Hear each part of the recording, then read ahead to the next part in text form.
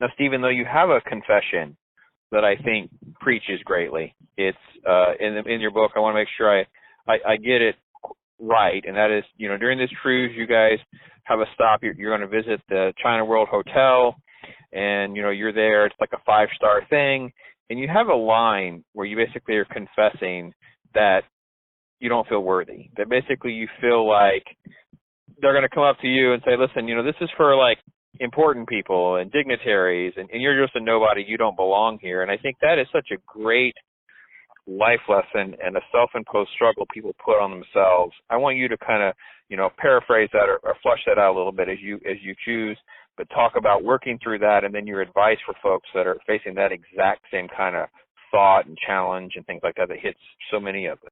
That's one of the things that when we got on the cruise, we never expected the type of people that would be fellow passengers. There were ambassadors.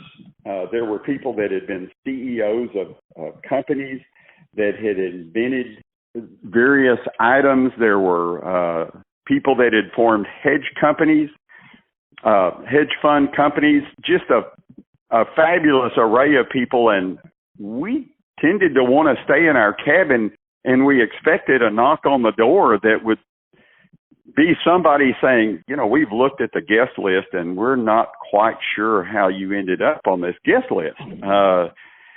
You really haven't accomplished anything in your life that's noteworthy. So we need to ask you, could you please pack your bags and we'll escort you off the ship? But, it never happened.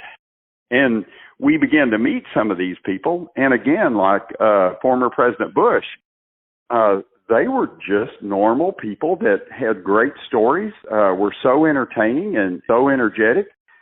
It really changed our life. And one of the things that stuck with me, I also thought about a person that was at our church at First Methodist in Arlington that was the head usher captain.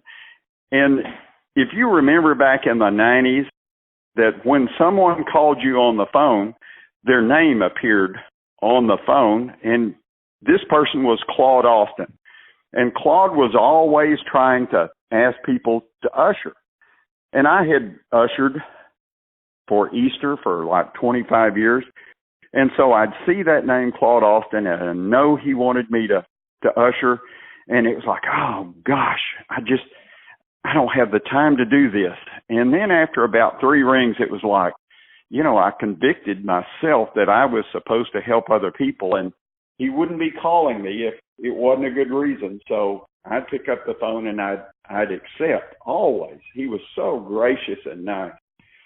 And I combined the thought about President Bush and all these wonderful people on this boat with Claude Austin's just very persistent, kind ask. And I decided that I should always be willing to ask anybody for something that would help somebody else. Brilliant. The Claude Austin principle is just brilliant. That's just great. Stephen Vincent is just sharing so much with us from his book, When Faith Lights the Way, folks. You want to make sure you get yourself a copy. We'll put links there for you, and you can get a copy for yourself.